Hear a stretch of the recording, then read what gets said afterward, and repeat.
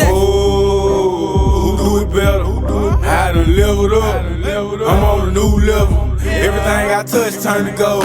Ain't I something special? This one for my haters. I'm a motivator. I make them niggas wanna do better. I want too much, I can never settle. Settle for less, nigga, I can never. If she did better, I probably would've kept her. But oh well, I found something better, and she gon' do me better. Peace and love, everybody. It's the Prince of Kingz with the business, man. Let's get it, man. It's been a long time we've been trying to make this happen, bro. Man, we here now. Let's get it. Wherever you want to start at, I'm with it, bro. Alright. So first out, man, for the people who don't know, which I'm sure they know, because you let it be known, where you from, where you grew up, and what was it like growing up where you grew up? Man, dig it, man. Born and raised Detroit, Michigan, 313, from east to west, from north to south. I'm one of them cats, I never claimed no particular hood because I moved around a whole lot. So it was like, man, you know, trying to claim a neighborhood just wasn't my thing because I was in every neighborhood, you know what I'm saying? Now, I'm not saying like I was just major figure in every neighborhood or something like that, but I moved through every neighborhood basically, you know what I'm saying, from east to west.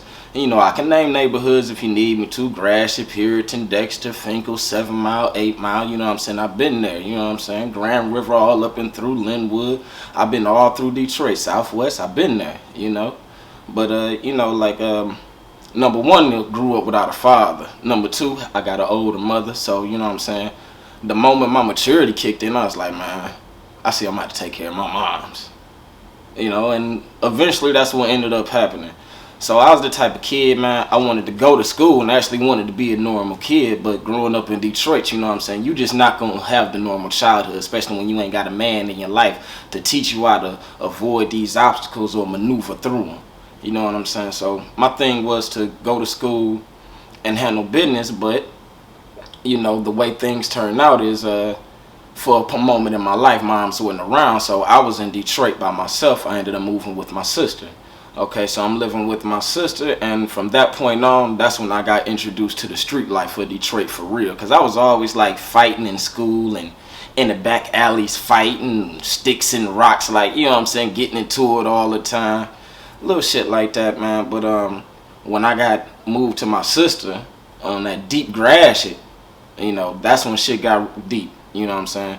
That's when I really started seeing, like, dog, dudes really get beat with chains. Like, dudes really get their bones broke. Like, you know what I'm saying? Dudes really out here hustling on the corner for real, for real. And around that time, I was about, like, 14, 15, you know, so that's when I got introduced to the real street element, you know what I'm saying? That's when I got introduced to real Crips, real Bloods, real GDs, real Latin Kings, you know. And around that time, everybody I was around, you know what I'm saying, certain family members and whatnot, they was all gangster disciples. So what I ended up doing is I ended up getting jumped into the gangster disciples at that particular time. And I want to make something clear right now. As far as I'm concerned, I wasn't no real GD as far as I'm concerned. I was a young dude that thought he was doing something. You know what I'm saying? I wasn't doing nothing, man. I ain't going no missions and whatnot. Like, you know what I'm saying? I ain't caught no bodies and shit like that. All crazy shit dudes be trying to do for clout, man. I ain't did none of that shit. And leading up to my story, you'll see another reason why I don't even deal with nothing like that. I don't even claim to be an inactive gang member or any of that shit. You know what I'm saying? I was a young kid that thought I was doing something that I wasn't really doing. You know what I'm saying? So to all my young brothers out there, man, before you call yourself trying to claim a gang or something, man, really think about that, man, and think about your choices in life when it comes to that right there. Seriously, man, because that can save your life. And for that reason is why I could walk through the neighborhoods, because I didn't have no gang affiliation. I was always by myself or my same partners that had no gang affiliation. But I can hang with any cat that had his gang affiliation. And you get respected that way for just being you and keeping original. So to continue with the story though, man, so, you know, things progress. I get older. I go to school and whatnot. You know, Moms comes back. Moms comes back to Detroit. You know, I moved back with Moms. You know, and as I move with Moms, at this point, of course, she's older once again. And it's like, okay, now I'm older. You know, so now it's really time to man up out here. So, you know, first thing I started doing, man, was like, you know, try to sell me a little bit of weed. You know, and within a year, I was like, no, I'm going to smoke this. I need to be selling dope. You know what I'm saying? So I graduated to selling dope. You know, I went from the corner boy to the trap boy, and eventually, you know what I'm saying, I ended up being the only guy on the block the dope man trusted at that particular time. You know what I'm saying? Things went on. I did my thing in the neighborhood. I wasn't no big time dope dealer, man. I wasn't buying rental cars. I ain't did none of that shit you seen in the movies. I ended up getting robbed and going to jail like everybody else. You know what I'm saying? Seriously.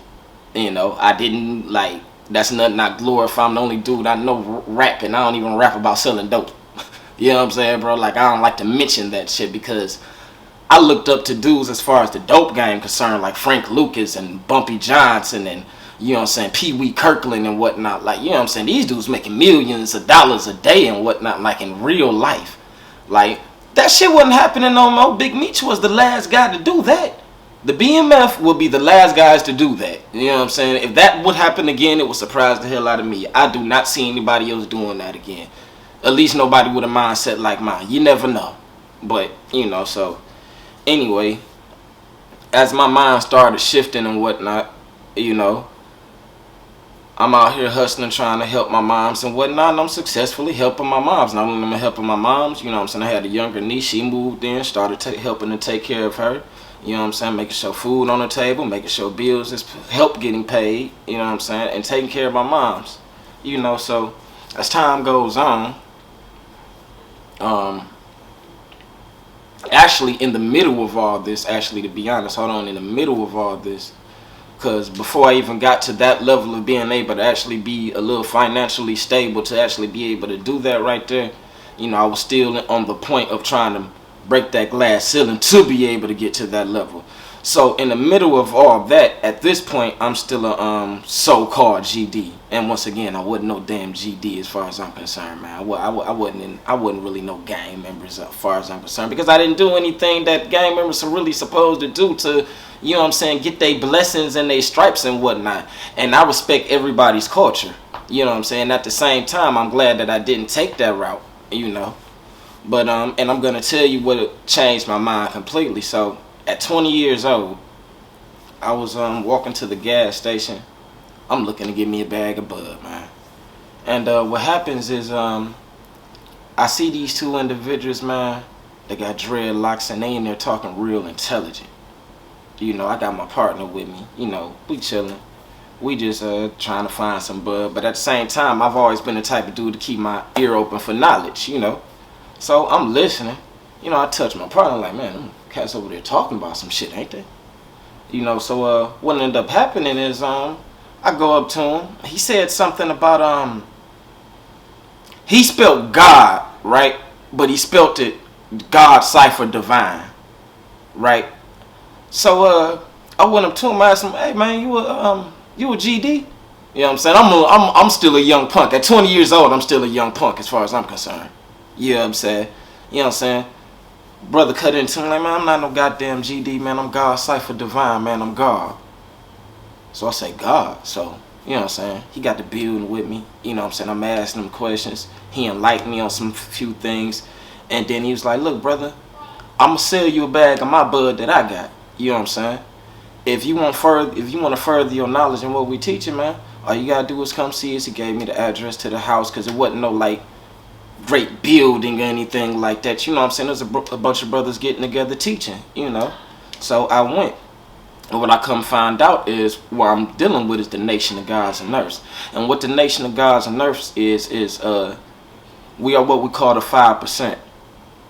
We teach the original man is God. We teach the babies are the greatest. We're here to make the planet a better place. We are pro-righteousness. We are anti-devilishment. We are not a racist nation. We are not an organization. We are not a gang. We represent the sun, moon, and stars. We represent Islam. We are not to be mixed with the Nation of Islam. We are not to be mixed with Muslims. However, we love them and accept them as our brothers and sisters, and there's much knowledge that we all can learn from them as well. So I just wanted to throw that out there as well. So when I started studying under the teachings of the 5%ers, you know, I started understanding like, yo, man, I'm finally found something that can really, and all this is in Detroit. I finally found something that, you know what I'm saying, I can really build myself with. Like, I can get my education right. I'm getting taught how to educate myself. I'm getting taught how to save myself. I'm getting taught how you know, how to be a better father when I have kids, because at this time, of course, I didn't have any children. You know, I'm getting taught these things early. I'm saving myself, like, you know, because I was on the verge, man, of I don't know what was going to happen. I just don't know what was going to happen. You know, I'd already been robbed. I'd already been to the county jail 3 times. You know, last time I was into the county jail, I thought I was about to do a year. Judge let me out, you know. So it was like, you know, as far as on some local low-level shit, that was my 3rd strike. Next strike, I was going to prison. You know what I'm saying? So at this point, I'm like, you know, man, I just want to learn. I just want to learn and better myself. But at the same time, it was a war with myself, because while I'm over here learning to educate myself and better myself, yo, why at the same time I started rolling hard? And it was like a battle with myself, man, because I'm like, yo, man, I'm learning how to better myself and my people, but I'm going back to the block to sell dope. You know what I'm saying? But damn, man, it feel good to know that my mama can eat and ain't got to worry about it. She ain't got to step out the house. You know what I'm saying? It feel good to see my niece say, can I get a couple dollars, and I can give it to her. You know what I'm saying? It feel good to walk out the house real fly and whatnot with my own money and whatnot, and kick my feet up like, I'm doing this. You know what I'm saying? But it wasn't nothing, man, and I was extremely low level as far as I'm concerned. Like, my best day might have been 300 to 500 on a good day, man. That's not no real money, man. It's not no real money. And I was just a dope boy. Like, I wasn't the dope man. I didn't have the connect and the plug and whatnot. Like, none of that fraudulent shit, man. Because I don't think selling drugs can get anybody nowhere these days anyway. And it's like, you know what I'm saying, as a black man in the community, that just wasn't a route I should have been taking. But, you know, my karma got to me. Of course I ended up getting robbed. Of course I ended up getting robbed. You know what I'm saying? I got set up to get robbed by my dope man. You know. But I exited that situation. I survived with no gunshots, no prison time, no nothing. You know what I'm saying? And that's all due to blessings of the universe, because I've always been blessed and highly favored. You know, so as time goes on, you know, in Detroit, after that last time of going to that county jail, because I ended up going to jail, leaving the neighborhood. This is how the universe works. I leave the neighborhood because I feel like the next step is for somebody to try to sneak me and blow me or something. You know what I'm saying? Because it was like a little plot against me in the neighborhood, because I wasn't from the neighborhood. Like I said, I moved around everywhere. So here I am, the new dude in the neighborhood. I'm still a new dude as far as they concerned, because you know what I'm saying, that was their neighborhood. But I wasn't no disrespectful dude. But remember, I came through as a GD. They wasn't GDs and whatnot and all that and whatnot. So you know what I'm saying, like, it was just real crazy as being a young punk that just didn't understand what he was doing, and some bad shit could have happened to me because I had no backup. Wasn't nobody about to pull up and do shit for me. You know what I'm saying? And that's what a lot of cats got to understand when they trying to play roles and whatnot. Like, really think, man. Sometimes it's alright to say, bro, you got it. I don't mean you a coward. You got to be no coward. Stand your ground, but you ain't got to fall on it. Stand your ground, but you do not have to fall on it. You know what I'm saying? So, as time goes by, after I get out the county, I found out I got my son on the way. So the first thing I do is, you know what I'm saying, track my son's mother down. Let her know that she's not going to be alone. I'm going to name my son. I'm going to be there with my son for no matter what, you know. And we progress, you know. I move in with her, you know, take care of my son. You know, I started doing home improvement work, snake outs, cutting grass, painting. You know what I'm saying? Do you need somebody to carry something up the ladder? Just whatever, just anything to keep me busy, so I don't be like, man, let me go get that half track of that 8-ball real quick, man. Somebody let me hold something. I got it. You know what I'm saying? And it did me well, because I ended up building a nice name for myself. Like, yo, my man's Prince of work though. Like, you know what I'm saying? You just want to be paid properly. My man's Prince of work. So I ended up doing odd end jobs. Then I went from doing odd and end jobs to actually getting a job. I was just working at a grocery store. But I went from doing my odd end jobs and working at the grocery store at the same time to hustling CDs and music at the same time, and hustling my little weed on the side. And everything was good, you know. And it was the universe bringing me back my good karma for not going that negative route. And I looked up and I was like, man, I was making as much money as I was when I was selling dope here, and I ain't got to worry about nobody trying to get me in no type of way. You know, so that was a valuable lesson to learn. And all this is in Detroit, you know what I'm saying? And this is all in different neighborhoods, so it's like none of this is in one neighborhood, you know what I'm saying? It's like I've been all around the city, you know, and it's a hard place to grow up, man. And it's like, so to